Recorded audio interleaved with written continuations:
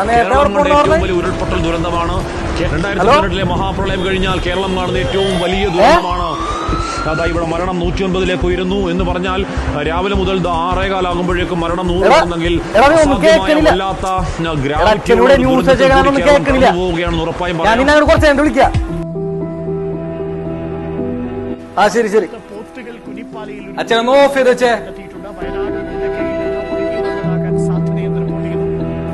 നമുക്കൊപ്പം പിള്ളേരെ പോലെ കിടന്ന് കരയണേ. ദുരന്തങ്ങളൊക്കെ ഇന്ന് തുടങ്ങിയല്ലേ, അതൊക്കെ ജീവിതത്തിൽ പറഞ്ഞിട്ടുള്ളതല്ലേ. അച്ഛൻ വന്ന് ഭക്ഷണം കഴിച്ചേ ബാ. ഇല്ല മോനെ, ഹൃദയമുള്ള ഒരു മാതാപിതാക്കൾക്കും ഇത് കണ്ടൊരു കണ്ണ് നീരിട്ടാതെ പറ്റൂല. ഇന്നലെ വരെ എല്ലാം ഉണ്ടായിരുന്നവര് ഇന്നൊരൊറ്റ രാത്രി കൊണ്ട് എല്ലാം നഷ്ടപ്പെട്ട്. പിതാവ്, മക്കള് എല്ലാം ഇത് കാണാതിരിക്കാൻ, ഒരു തിറ്റി കണ്ണീരണിയാതിരിക്കാൻ പറ്റും. അച്ഛ, അതിന് നമുക്ക് എന്ത് ചെയ്യാൻ പറ്റും? അച്ഛൻ വന്ന് ചോറില്ല. ഇല്ല മോനെ, അച്ഛന് ഭക്ഷണം ഇറങ്ങൂല. നാളെ അച്ഛന്റെ വള്ളക്കാരും എല്ലാവരും കൂടി വയനാട്ടിലേക്ക് പോവുകയാണ്. അച്ഛനും പോവുകയാണ് നാളെ. വസ്ത്രങ്ങളും പണി ആയുധങ്ങളൊക്കെ ആയിട്ട് അവർക്ക് വെള്ളം കൊടുക്കാനും എല്ലാ കാര്യത്തിനും സഹായിക്കാൻ വേണ്ടി അച്ഛൻ നാളെ അച്ഛന്റെ വസ്ത്രമൊക്കെ ഒന്ന് റെഡിയാക്കി കിട്ടാം. അതിനച്ഛന് പാടുണ്ട. കഴിഞ്ഞ തവണ തന്നെ പ്രളയത്തിന് പെട്ടവരെ രക്ഷപ്പെടുത്താൻ പോയി വന്നിട്ട് എത്ര ദിവസം ഇവിടുത്തെ ഹോസ്പിറ്റലിൽ കിടന്നത്, അതൊക്കെ അച്ഛന് വല്ല ഓർമ്മയുണ്ടാ? അത് കുഴപ്പമില്ല, മരിച്ചു വീണാലും മനുഷ്യനായിട്ട് മരിച്ചു വീണം. കൂടപ്പുറപ്പിന്റെ വേദന ഉണ്ട്, ഇരിക്കാനൊന്നും എനിക്കൊന്നും പറ്റൂല. അതെനിക്കറിയില്ല, നീ ചെറുപ്പമാണ്. ഞാനൊന്നും പറയണില്ല, ഞാൻ അച്ഛന്റെ ഇഷ്ടം പോലെ ചെയ്യും. അച്ഛൻ ദുരന്ത സ്ഥലത്ത് എന്നിട്ട് ഫോട്ടോ എടുക്കാൻ പോണല്ല, അവിടെ ചെന്നിട്ട് തിക്കും തിരക്കുണ്ടാക്കാൻ പോണല്ല. അവിടെ പ്രളയത്തിൽ അകപ്പെട്ടവരെ രക്ഷിക്കാൻ വേണ്ടിയാണ്, അവർക്ക് ഭക്ഷണം വാരി കൊടുക്കാൻ. അതിനാണ് പോണ്ടത്. എനിക്ക് മനസ്സിലാവും, എന്റെയൊക്കെ പ്രായമാവും.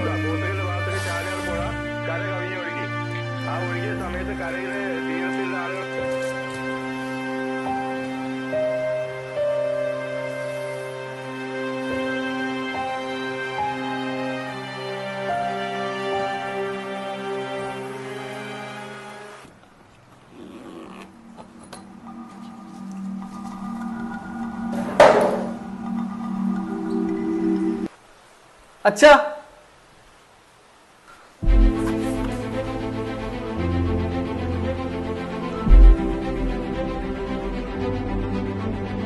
ഞാനുണ്ട് അച്ഛന്റെ കൂടെ വയനാട്ടിലോട്ട്.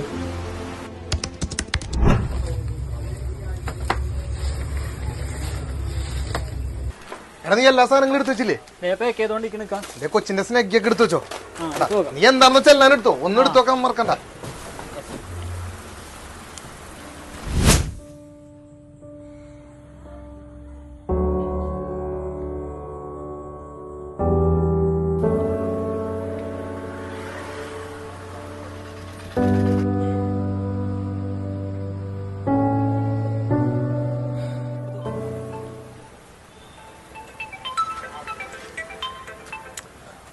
പറടാ, നീ എവിടെയാണ്?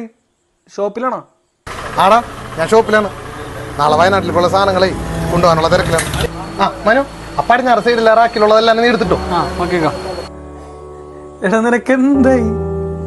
നിന്നെ അച്ഛൻ കണ്ടിട്ടുണ്ടായ? അല്ല, എന്റെ അച്ഛന് നാളെ വയനാട്ടിലേക്ക് പോണെന്ന് പറഞ്ഞ് നിൽക്കുന്നുണ്ട്, അതുകൊണ്ട് ചോദിച്ചാണ്. എന്റെ അച്ഛൻ മാത്രല്ലടാ, കേരളത്തിലെ മറ്റു ജില്ലയിൽ നിന്നുള്ള ഒരുപാട് സഹോദരങ്ങൾ അവരാൽ കഴിയാവുന്ന സഹായം അവരെത്തിച്ചിട്ടുണ്ട്.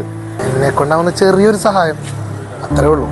അതുപോലും എനിക്ക് ചെയ്യാൻ പറ്റില്ല എന്നുണ്ടെങ്കിൽ ഈ ഭൂമിയിൽ മനുഷ്യനാണെന്ന് പറഞ്ഞ് ജീവിച്ചിരുന്നിട്ട് എന്താടാ കാര്യം? നീ വാർത്തകളൊന്നും വായിക്കാത്തതുകൊണ്ടും പുറത്തിറക്കുന്ന കാര്യങ്ങളെ കുറിച്ച് അറിയാൻ ശ്രമിക്കാത്തതുകൊണ്ടും നിനക്ക് ആ ദുരന്തത്തിന്റെ തീവ്രത പറഞ്ഞാൽ മനസ്സിലാവൂല. എടാ, ഞാനേ കുറച്ച് കഴിഞ്ഞിട്ട് വിളിക്കാം, ഇപ്പൊ സമയമില്ല. ഇതൊക്കെ ഒന്ന് എടുത്തു നോക്കട്ടെ. പിന്നെ ഞാൻ നിനക്ക് കുറച്ച് വീഡിയോസുകൾ അയച്ചുതരാം. നിനക്ക് സമയം ഉണ്ടെങ്കിൽ ഞാനൊക്കെ ഒന്ന് കണ്ടു നോക്ക്. അപ്പം ശരി എന്നാൽ ഓക്കെ.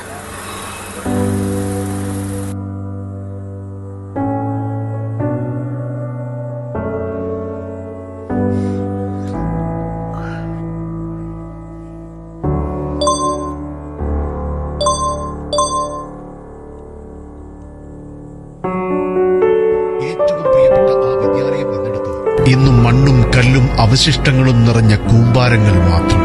അടുത്ത ദിവസം സ്കൂളിൽ വരാൻ യൂണിഫോമുകൾ തേച്ചുവെച്ച് ഹോംവർക്കുകൾ ചെയ്ത് സന്തോഷത്തോടെ ഉറങ്ങിയ കുട്ടികൾ, അവരിൽ എത്ര പേർ ഇന്ന് ജീവനോടെ ഉണ്ടെന്ന് ആർക്കും അറിയില്ല.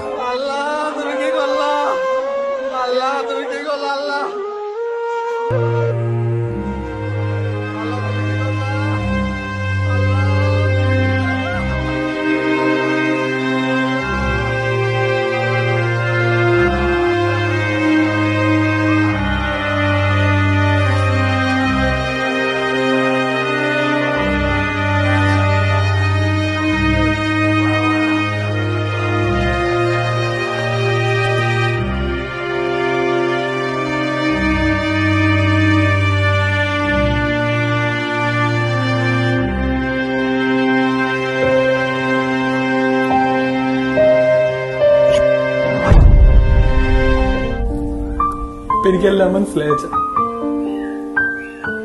എല്ലാം മനസ്സിലായി. അച്ഛന് സന്തോഷായി. എന്റെ മോൻ മനുഷ്യനായി, ശരിക്കുള്ള മനുഷ്യൻ. അച്ഛന്റെ മോൻ